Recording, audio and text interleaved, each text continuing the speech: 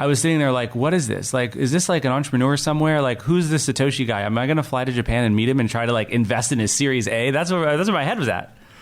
And so I started to like ask around in New York, like who's heard of Bitcoin, who's thinking about Bitcoin. There's another VC called Fred Wilson, who's at Union Square Ventures. I had co-invested in another company with him. At a board meeting, asked him, what do you think of Bitcoin? He's like, oh, I'm really interested in Bitcoin.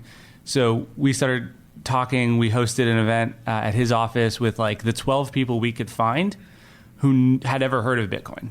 3 of them were like in New York. One of them was, from the government, some clandestine government agency who was like doing early research. A couple guys from Stripe, and we just sat around all, for like 4 or 5 hours with Fred and Albert and a dozen of us talking about cryptocurrencies and trying to figure out with our traditional VC hats on, like, is this investable? How do we commercialize this?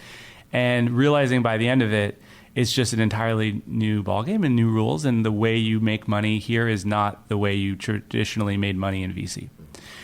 And so that was sort of my introduction. And I started to think pretty much exclusively about cryptocurrencies while at RRE and meeting all the companies and getting to know, for example, like Coinbase when they were just coming out of Y Combinator and trying to wrap my head around what the opportunity set is. And ultimately decided this was a big enough thing that I should spend all my time on it. Like I didn't want to just spend part of my time and invest in it. I wanted to spend all my time on it. And that's ultimately what led to change. Utility cryptos are being implemented in a way that the average user would not know they exist. Tokens tied to protocol functionalities appear most likely to succeed. You are now tuned in to ShookFocuz. And it is time. Previously on ShookFocuz. During the time when NASDAQ was reporting on them, they referred to them as a San Francisco-based company. In a blog on Chain's own website from 2014, they referred to themselves as a San Francisco-based company. We know Adam Ludwig is a Silicon Valley guy. And if we check the Edgars, back when they had to file for that private transaction testing with NASDAQ, their primary place of operation was listed as San Francisco as well, but the jurisdiction of incorporation was Delaware. It's time to shake the focus up. Sick of being sick and tired, tell me if you had enough. Yeah, it's Shooks in the building now, we ain't missing nothing. We gon' catch you if they got a roll. There's only 2 questions. First, I'm very down on experts. They extrapolate the past, predict what can't be done. To me, there's only 2 questions. Who will do it? And it's one of you, I hope, or a new entrepreneur out there. And will they let it happen? The experts always tell us fusion can't be done. Public transit can't be done. AI doctors and therapists can't be done. So I think they discourage radical change and frankly prevent too much progress. Let me point to this retrospectively. I started innovation in 1980, and I worked only on innovation. Could experts imagine in 1985 a PC in every home? I had this argument. Email for grandma. I got laughed out of a dinner because I had my email address in the 80s on my business card. My MBA friends, business school friends, just thought that was so nerdy. What is good, y'all? What is good? Thanks for tuning in and welcome back to another episode. And as we get started here, I just want to say welcome to all the new viewers, and thank you to the Focused Army. Y'all been showing up and showing out, smashing that like button and punching that subscribe, and I greatly appreciate it. We got a couple community shout outs to give out today. Shout out to Living in Central Florida on YouTube. Living in Central Florida has the most running comments on the channel, so big shout outs there. And then shout out to Jetpack over on Twitter, over on X. Really doing a thing over there, producing a lot of good research and doing a lot of content sharing, so greatly appreciate that as well. Kwame, I see you. last little housekeeping item to get out of the way. If you're new here and you're trying to figure out how to stake or farm your XEN, that how-to video is up over on the Patreon. Let's get it. Khosla Ventures. One of the common questions or thoughts or arguments, however you want to classify them, that keep coming up with this project is that its technology is not valuable, or that the teams and backers it has doesn't compete with the newer projects in the market. My argument against that is simple. Chain, which for everyone who doubted has now publicly announced its association with XCN or Onyxcoin, but moving right along, the project received funding from a company founded by one of the brightest minds to ever touch the technology space. That's right. Khosla Ventures, founded by Vinod Khosla.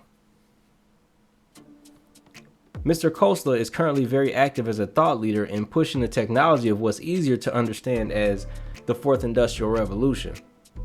Actually, he just gave a speech in 2024, Plausible Tomorrows, which you just heard some of. But as he was alluding to, he actually had quite the impact on technology progression. What he's most known for is being one of the founders of Sun Microsystems, or Stanford University Network. Name chosen because two of the other founders were also from Stanford. The fourth member was from Berkeley, so even in previous movements, we see that the thought leaders came from these long-standing schools. Some things that Sun was known for was building older processors for AMD and Intel, the creation of the Java programming language, the network file system, which is that thing at work that lets you access files that's not on your computer, and also the advancement of Unix. And Unix is that box that nerds open up on your computer when they want to make it do something that the buttons don't like. Adam Ludwin actually spoke a lot of this in the podcast, The Sober View on Crypto. Sun Microsystems eventually sold to Oracle for $7.4 billion. Now, we're not going to get into Oracle today, but if you want to go there on your own and find a connection between Oracle and blockchain, look into Origin Trail or Track. And after selling the company for $7.4 billion, Vinod would go on to create Khosla Ventures, where he could invest in impactful technology but still have time to raise a family. So right now you got to be thinking, okay, but is this company plugged in or what? But as I said before, Vinod is a Fourth Industrial Revolution visionary. Khosla Ventures just happened to be the backers of the technology tested for Amazon's micro-automated Whole Foods fulfillment centers. The company's name is Fulfill, and it raised $60 million in funding between Eclipse Ventures, Data Collective Venture Capital, and of course, Khosla Ventures. It was confirmed that the company performed testing, but when it came time to confirm which company's technology Amazon would use, both Amazon and Fulfill declined to comment. But if everybody was there and don't nobody know, then somebody know. Check out this proof of concept.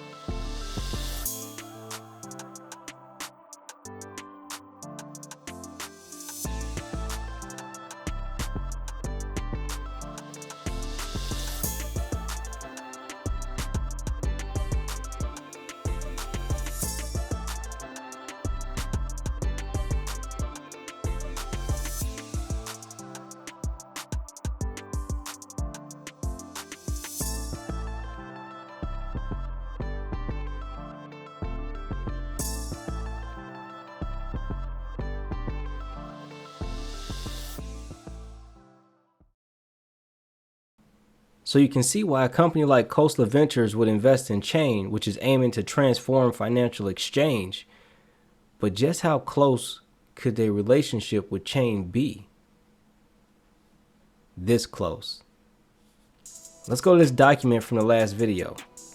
So if we take a look at the names listed on the document, the second name listed is Director Keith Rabos. What it should say is Keith Rebois. That's right, Keith Rebois of Khosla Ventures. Also adding that we know Khosla Ventures was one of the original investors in the project. And we bring you receipts early with this one. You ain't even got to go nowhere. Here's the Medium article from August of 2014. Keith Rebois from Khosla has joined our board. Why does that matter? This man is a winner all day. You better go look this dude up. Check his bio. I just got so bullish on this whole thing. Keith is a managing director at Khosla Ventures and serves as the CEO of OpenStore. He's also a former chief operations officer at Square, which we've heard Adam talk about in the past when he started flinging out use cases like Oprah giving away cars. He was the lead investor for DoorDash, Affirm, Fair, and an early investor in Stripe. Did y'all hear Adam in the opener? He was a general partner of the Founders Fund, which is part of where the money came from Khosla Ventures in the first place. Then personal investments were YouTube, Airbnb, Palantir, Lyft. Oh my goodness, bro. You know, Mr. Ludwin, you are the gift that keeps on giving. We offer a cloud ledger called Sequence, and part of the reason it's getting adopted by fintechs is for the defensive properties that the cryptography gives you. So specifically what I mean is Sequence can run the ledger for your mobile wallet or for your fundraising site or for your ride-sharing app. So ride-sharing is a fun example. Drivers are accumulating balances, riders might have credits or points. All of that's got to sit in some ledger, right? A database plus a lot of other things that sort of sum up to your ledger infrastructure. And to date, you've kind of had to build that and keep it in a fortress inside your four walls. So cryptography gives you two things now that allows you to move that to the cloud, which is sort of the value prop of Sequence. The first thing is, even though we're running and managing the ledger for you, the ride-sharing service has to sign every transaction with their private keys that sit within their wall. So the amount that they have to manage goes down like 100x to this very thin thing, which is just the private key. And so we cannot add or change the ledger at all because we don't have the transaction signing keys. You do. So we can take the burden of managing the ledger without also taking over the control to transact. And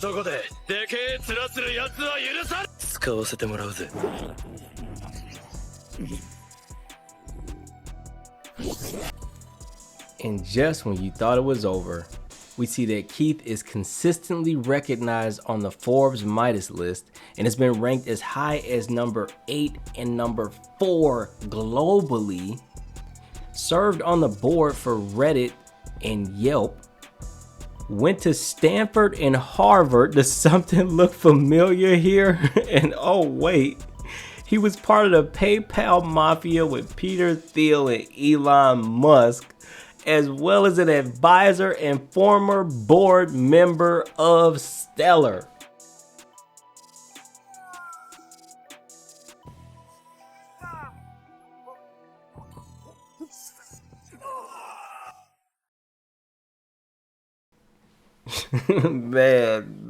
Man. But let's bring it down, man. That's all I have for y'all, man. And we gonna go ahead and end this thing with a question. Do you think one of the most proven, successful group of technology producers and investors are going to choose losing projects and teams at a time where the fate of the financial future is at stake? You know what my answer is. What's yours? And until next time, don't get shook. Stay focused. And I'm out. So a lot of the work we do, for example, is linking private blockchain where there's no cryptocurrency into a public blockchain.